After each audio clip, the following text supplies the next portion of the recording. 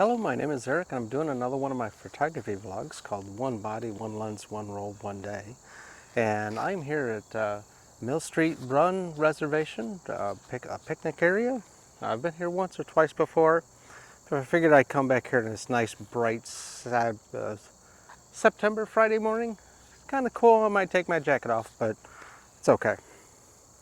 Today's camera, you've seen many of this. This is the Pentax 645N with a 75mm standard. However, the very first episode I did had some expired Ektar 25 from the 1990s. I got 3 rolls of it left. I'm going to shoot one of them today. I do know the status of these. These have been Chester freezer frozen for a better part of 30 years. I got hold of them about 6 months ago. Shot one, negatives look great at ISO 25. Now it still is a very, very slow film. Very rich. And I'll tell you some cool things about this film, but for right now I'm going to sit here and load it up. I'll be right back. Okay, so I'm all loaded up. I've got a nice walking dog path there, and it leads into some woods, some little dark area. I'm going to stay out here in the sunny area for a few shots, just because, in fact, I know this is slower speed film. Ektar 25. I believe, and this was true back in the 90s, that they were the only film, only color film, I'll amend that, only color film that had 0 reciprocity failure. What reciprocity is on really long exposures, from a couple minutes to a couple hours, if you're doing like star trail astrophotography or car trails and stuff like that. You did not have to make any additional exposure adjustments. Some of the other films, the longer exposures, they need even longer than you might anticipate to get the effect that you're looking for. If you do some deep digging on film and their technical data, most of them will say up to 10 seconds, up to 20 seconds, up to 5 minutes, but at 10, 20 an hour or so, add a stop or add 2 stops to your exposure times. Ektar 25, again, from back in the 90s, did not have a reciprocity failure. I do not think the current Ektar 100, I think you've got to make some adjustments with that, but again, you might have to do some deep digging if you do the really long exposure stuff. All right, so I'm going to get a couple shots and we'll head down the path. I'll be right back.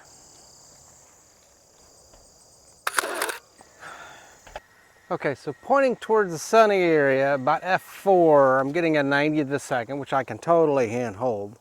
However, going down the path and into the shadows and stuff like that, at 2.8, I'm not getting an 1/8 of a second. Well, I'm glad I brought my monopod with me. Now, this camera's a little big for this monopod, so I'm just going to use it as a base support, like a true monopod. Probably not, well, I'll probably stick the legs out, but I'm not going to really let go of the camera because the camera's going to be a little bit heavy and I'd be afraid it would topple over. Let me get 1 or 2 more shots kind of in this mix area. Got some cool flowers. I think I got some cool shots of some bees hanging around some flowers. And then let me see what I can do in the shadows. Be right back. So this Ektar 25 film actually expired in 1991. So that's 34 years ago. Now the nice thing is, well, with normal expired film, you want to make a 1-stop adjustment for about every 10 years as old as it is. So this being 30 years old, maybe I'd make 3 f-stop or 3, a 3-stop exposure adjustment. Let me try to get that again. So 30-year-old expired film, typically you'd want to make a 3-stop exposure adjustment, overexposure adjustment, because the film becomes less reactive and you just need more time on it. Now, if you refrigerate your film, typically you can ignore the first 10 years. So maybe if it was refrigerated film, maybe you'd adjust it by 2 stops. Well, with Ektar 25, 2 stops is still ISO 6. 3 stops is ISO 3. You're definitely tripod mounting unless you've got like a f1.7 or 1.4 lens. This is a 2.8 lens. Now, I do know that the rolls that I have, and I've got one more besides this one, was in a Chester freezer. So it was kept by a professional photographer and who had retired, was cleaning out his studio.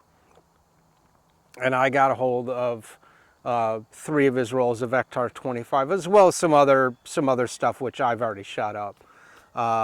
And the first roll I shot was the very first episode of this vlog, One Body, One Lens, One Roll, One Day, episode 1.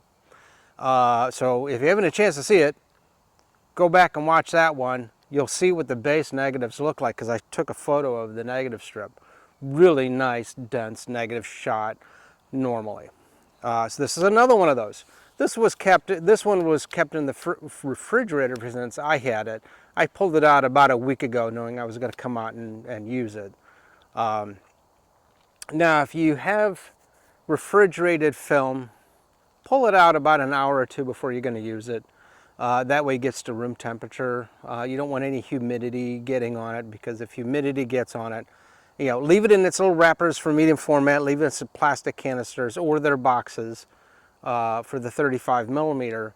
So that way, as it gets to room temperature, no humidity, no condensation gets on it, because if condensation and moisture gets in between where the negatives meet, it becomes like glue, and it's just, you're not going to be able to use that film. Now, if it's frozen, it might take 3 or 4 hours to get to room temperature. Back in the heyday, what I would do is I would find film that was coming very close to short date. There was a drugstore that was getting ready to move and blowing out all their film, and I bought 64 packs of Kodak 400 speed film at like $3 a box. Back then they were about $8 or $9 a box, not 15, 16 like you might find them now. But $3 a box, I went and said, here's, give me 60 of them. So I blew like 180 bucks. But I put all the boxes in the freezer except for 3. I put 3 in the refrigerator, and I kept 1 pack in my camera bag.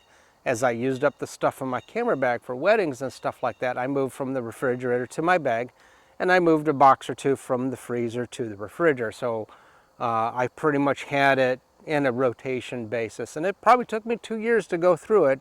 I would use that film at receptions, and other, not as important areas of an event like a wedding. I would use it for reception photos. Fresh film for the ceremony, fresh film for the formal shots. But when you're getting halfway through the reception, most of the dance is done, you're just kind of getting table shots. Then that's where I use that Kodak 400 back in the day, just to have some film without burning the really good stuff. All right, I've got about 3 shots left. Got a trail directions. It kind of says go one way on the even days, go another way on the odd days, just to kind of keep the paths pretty consistent and not one not overrun than the other. I'm going to go get a couple shots, and I'll be right back.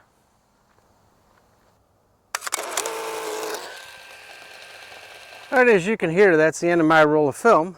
Again, today's camera, my Pentax 645N with a manual focus 75 millimeter 2.8. This is the autofocus version of the Pentax 645, and if I had an autofocus lens, it would be autofocusing. Not that fast, but it would be. But that kind of goes with the compatibility with the Pentax system, both in their 645 and in their 35 millimeter systems. The 645s have manual focus lenses, there's manual focus bodies, there's autofocus bodies, there's autofocus lenses, and then there's the digital bodies and the digital lenses. Guess what? All those 645 lenses, from manual to autofocus to digital, all mount on every other body. Now, the catch might be some of the digital ones don't have an aperture ring on it, so if you put it on a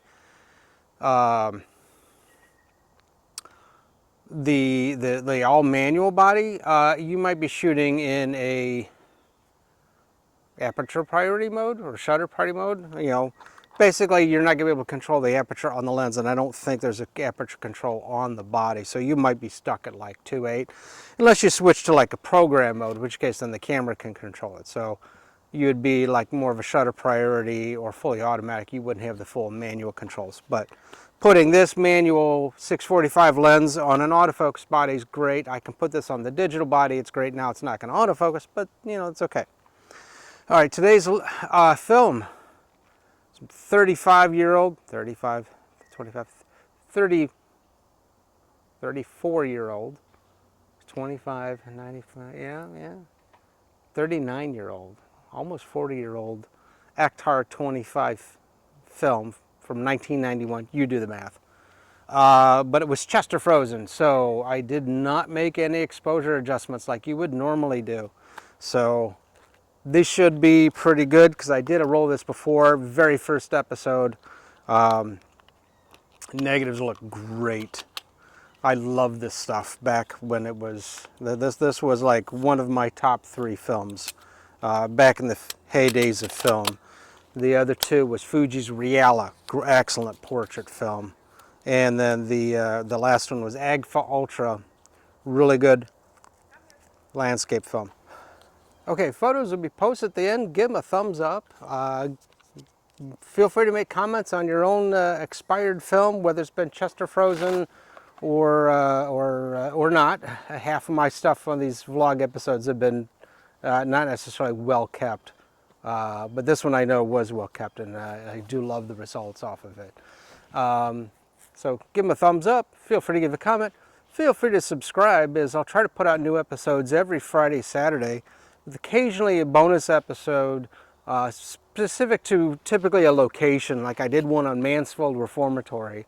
If you like dramatic black and white, you like spooky places, go check that one out. I shot 5 or 6 rolls there.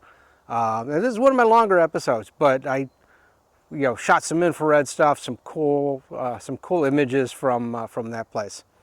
Anyway, thanks for watching. I'll see you next episode.